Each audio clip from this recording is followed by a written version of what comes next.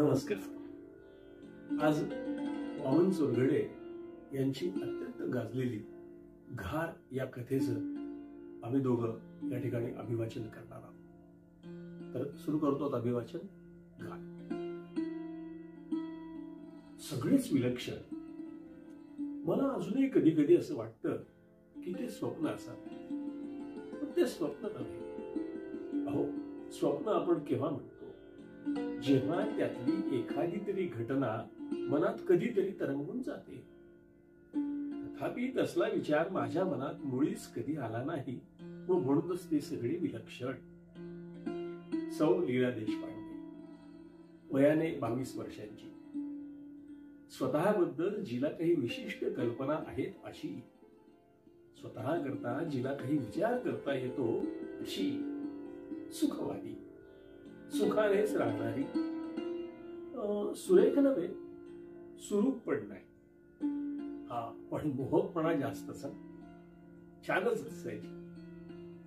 पती कुठे शिकायला गेला होता, ही सुशिक्षित, घरी बसून करायचे काय, आणि म्हणूनच या कॉलेजात आली. शिक्षणशास्त्राचा अभ्यास पुढल्या आयुष्यात कधीतरी कामी येईल, निदान शिक्षकीय तरी होता येईल हा उद्देश. सुशिक्षित स्त्रीचे अंतिम ध्येय नोकरी, अशी आज नवी रूढी पडलेली आहे. माझ्या ओळखीची, हो, मैत्रीण मुद्दाम म्हणत नाही. अहो, मैत्रीण कुणाला म्हणणार, जिच्याशी आपले तादृश्य पटत नाही तिला, जिच्या एकाही कल्पनेशी आपली कल्पना मिळत नाही तिला. आणि अहो, पण तिला देखील मला बोलल्या वाचून राहावे ना. शिवाय तिने देखील त्याला कधी मोडता घातला का? नाव नको, संभाषणे देखील करेवाईक बरं का. मी एकदा तिला म्हणालो, काय तू पती निवडलास ना, तो अगदीच हा आहे, तुला तर मुळीच शोभत नाही. तिनं चटकन उत्तर दिलं, मी तो माझ्यासाठी निवडले, तुमच्यासाठी मुळीच नाही. तिचं म्हणणं खरं होतं, पण एक आपली सवय म्हणून मी मत दिलं. जगातल्या कुठल्याही घटनेवर आपली मतेही असतातच. हा, तर काय झालं की पुन्हा असंच एकदा बोलणं निघालं. तिने स्वतःसाठी साडी आणली, जोखून पाणखून.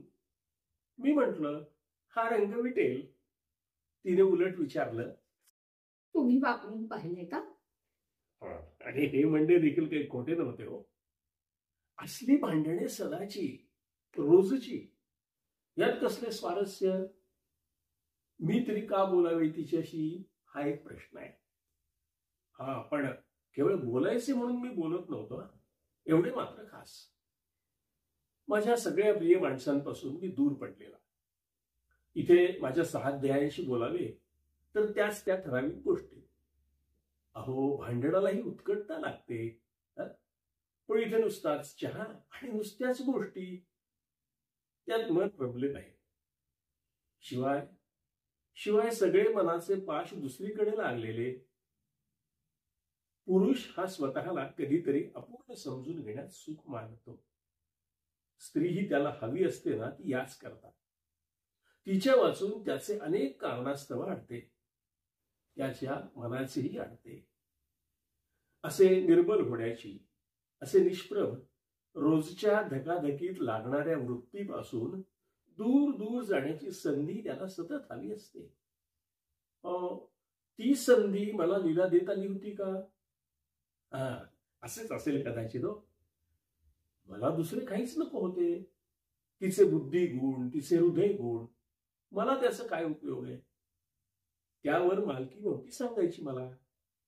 ते तिने संपूर्णतः एका व्यक्तीला वाहून टाकले होते, आणि पूर्ण सुखाचा उपभोग पण ती घेत होती. दुसऱ्याच्या बुद्धीची, हृदयाची, विभावांची तमा बाळगण्याचे तिला काही एक कारण नव्हते. आणि हेच कदाचित आमच्यातल्या त्या सतत संघर्षाचे कारण असेल. जे कारण माझ्या पथ्यावर पडले, जे कारण माझ्या बुद्धीला निष्प्रभ करण्यात आपले ध्येय मानू लागले. कदाचित तिला जो मी हवा असेल ना, तो तिच्या बुद्धीचा निकष म्हणूनच. माझ्या हृदयाला तिने कधी हात घातला नाही हे खरंय. मला मात्र मनाच्या त्या दुबळ्या अवस्थेत पुष्कळ वाटे हिने आपल्याशी चांगले बोलावे, वागावे. अहो 4 दिवसांसाठी आपली ही विद्यार्थी दशा, तेवढ्यात संबंध वाईट व्हायला नकोत, पूर्वीची ओळख पुसायला नको. असे झाले तर चांगले, तसे झाले तर वाईट, पुष्कळ पुष्कळ विचार येत. खरेच तसे झाले असते तर काय झाले असते कुणाच ठाऊक. या आणि असल्याच संबंधापासून संशयाचे, संघर्षाचे बीज माझ्या मनात सतत रुजल्यामुळे लीलेबद्दल मला आपलेपणा आणि हो भीती वाटत होती. काय, ज्याच्याकडून आपण स्वतःला मुद्दाम बिववून घेतो ना, त्याची देखील पुढे पुढे भीती वाटते आपल्याला. अहो माझे एक शिकारी मित्र अजूनही उंदीर आणि बेडूक्यांना मिळतात. असो. तर तात्पर्य, अशी ही सौ लीला देशपांडे आणि असा हा मी. आता ते स्वप्न का कायसेसे मी वर म्हटले होते ना, ते सांगतो बरं. अर्थात अशी ही बाई अवचित माझ्या खोलीत एक दिवस सायंकाळी 5 वाजता व्यवस्थित पोशाख करून आत आलेली पाहून माझ्या आश्चर्याला पारावार राहिला नाही. माझे ते घरेलू कपडे, तो सगळा अव्यवस्थितपणा, पण त्याकडे माझे लक्ष होते कुठे? अहो मी नुसताच पाहत राहिलो. माझे कपडे व्यवस्थित आहेत दिसतात. चेहरा प्रसन्न, प्रश्नाच्या आवाजात खेळकरपणा. मी त्याच्याबद्दलच विचार करीत राहिलो. मी म्हणाले माझे कपडे व्यवस्थित आहेत. बरं मग? अहो असले कपडे माणसं कधी घालतात? दुसऱ्याच्या खोलीवर छापा घालताना. पोटी करणे इतका माझा प्रश्न पाचकळ नाही. अहो मी फिरायला जायला आले. चला चला आपण जाऊया, बरंच लांब जाऊया. खूप खूप फिरावंसं वाटतंय. हे सगळे इथवर ठीक झाले, पण आता मला कपडे बदलायचे होते ना, ते इथे कसे बदलणार? काय खोली ब्रह्मचार्याची, आडोशाला काही नाही. दुसऱ्याच्या खोलीत जाऊन बदलले ना तर त्याला कारण सांगावे लागेल, आणि त्यानेच फिरायला येतो म्हटले तर करा ना कपडे. पण पण काय? मी इथे दारात उभी राहते, बाहेर पाहत. चटकन करा पाहू कपडे. हा निसंकोचपणा, हे सगळे काय प्रकरण आहे हे काही माझ्या ध्यानात येईना. मला माझे पण राहिलेच नाही. कपडे कोणते घालावे? झाले का कपडे? पाहू मी? अहो शेवटी एक लांब सदरा पायजामा म्हणजे होते तेच कपडे, व तयारी झाली आणि आम्ही बाहेर पडलो. काय हो, हा इथला मार्बल हॉल छान दिसतो नाही? वर किंचित उजव्या कडेला सरकलेली शुभ्राची तेजोधवल चांदणी त्या संगमरवरी महालावर तेजाचा शिडकाव करीत होती. त्यामुळे त्याला खरेच शोभा आली होती. मोटारी फार वाईट, किती धूळ जाते नाका तोंडात. कबूल, काय प्रत्युत्तर देणार? पुढे पाहणे. आणि बरं का, या इथल्या इमारती म्हणे राजा गोकुळदासच्या. अहो वार्षी 1 रुपया भाड्यानं सरकारनं वापरायला घेतल्या आहेत म्हणे. या माहितीत देखील काहीही चूक नसते. मग उगीच कशाला मुहूर्त घाला? आज काय मौनाचा दिवस आहे गांधी बाबा आपला. मग आम्हा पामराशी बोलायला काय घ्याल? मला भीती पडली. वाटले आता आम्हा दोघांचे मूळ स्वभाव जागे होणार, आणि जे टाळावे म्हणून मी बोलण्याचे टाळीत होतो ना, तेच नेमके. मग एका शब्दाला किंमत किती? असं काय बोलताय तुम्ही? मग कसं बोलू सांगा? फिरायला जातो आहोत, उल्हास वाटायला हवा ना. शिवाय मी मुद्दाम नाही का आले? आता माझी खात्री झाली, भांडण व्हायचं अजिबात संभव नाही. बोलायला काही एक हरकत नाही. तर बोलावे काय याचा मी अमळ विचार करू लागलो. पण अहो पण पाणी प्यायला उतरलेल्या प्रवाशाकरता आगगाडी थांबत नसते. एक गोष्ट सांगू? अवश्य. आपण असं काय विचारताय? नाही नाही, तुम्हाला आवडेल म्हणून सांगते. हा, सांगा. मी आज सकाळी उठले, अगदी पहाटे. पहाटे तुमची ती आवडती चांदणी पाहिली. खरंच अगदी तुम्ही सांगता तसं वाटतं नाही आपल्याला. मला भास झाला, टपोरी टपोरी फुलं कुठून तरी पडताय, अगदी जवळशी, तोडून घ्यावीत जशी. तिची ती तन्मयता, तिच्या इतकाच मलाही आनंद झाला. आपला हव्यास कोणी उचलला तर आनंद दुणावतो. तुम्ही काही बोलला नाही. हो, काय बोलायचं? मग बोलूच नाही आपण. छे, असं नको. आणखी एक गोष्ट सांगू? सांगा ना. आज पुष्कळच गोष्टी सांगण्यासारख्या दिसतात. बर, नाही सांगत.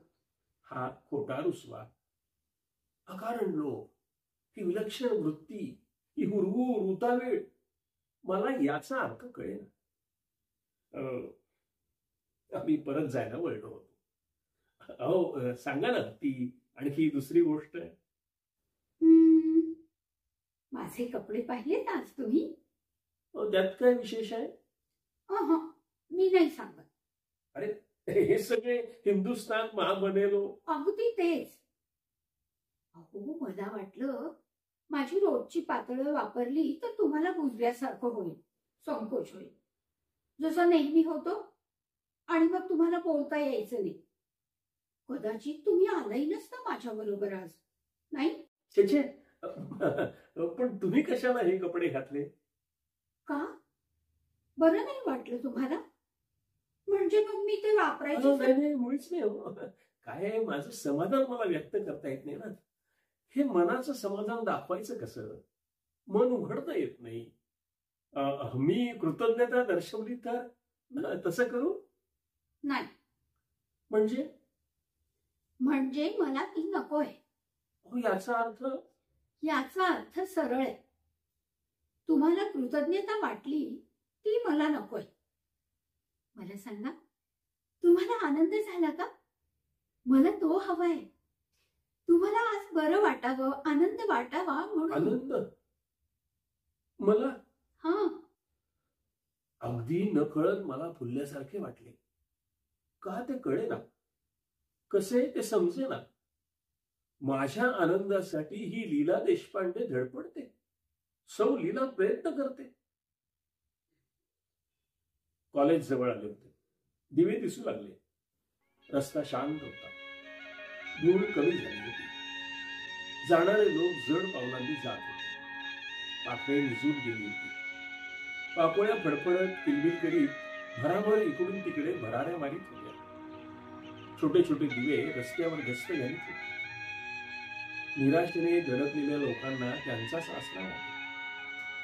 अरे, आता चटकन कॉलेज येईल व ही हुरहुर अशीच राहील.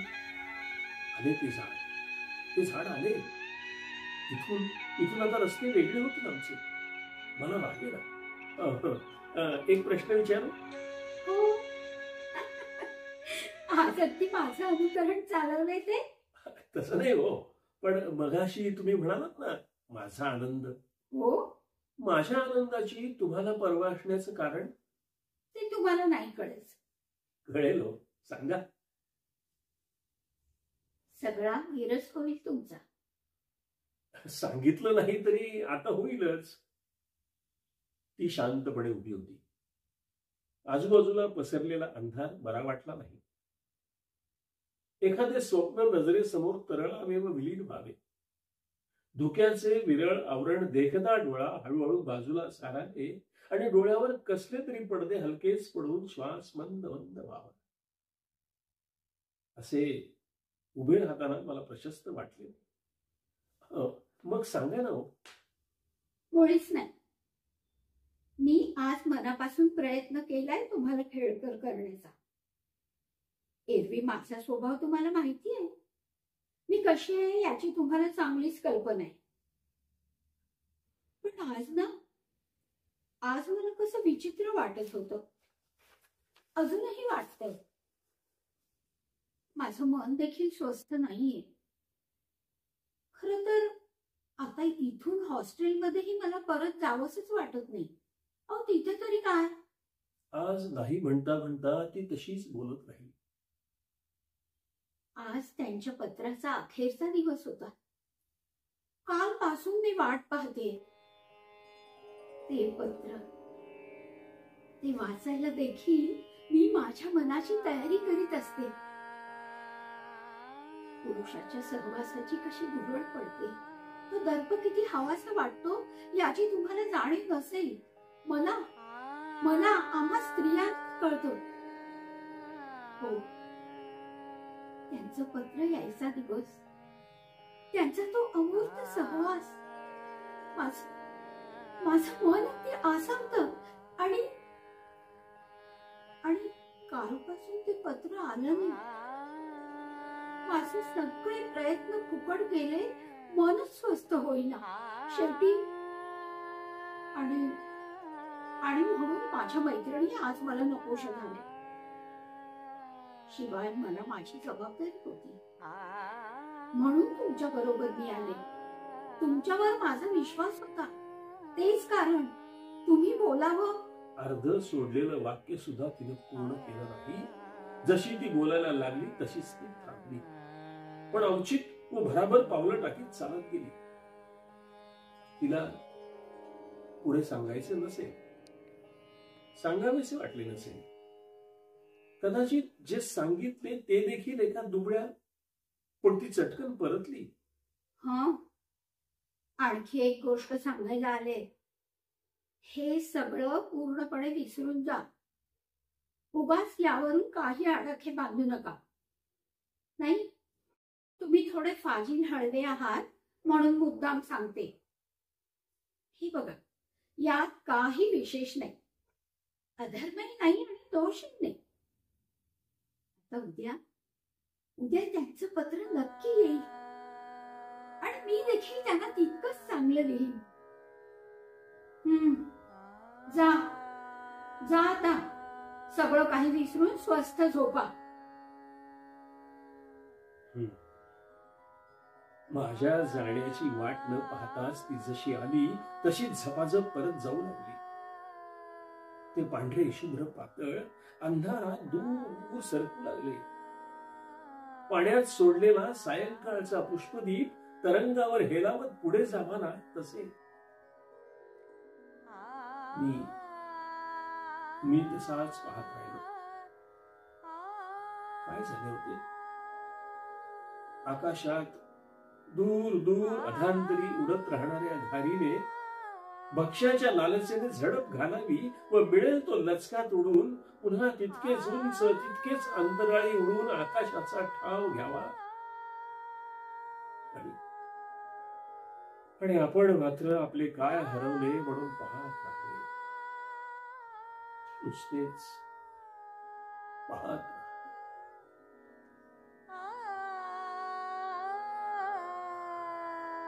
धन्यवाद.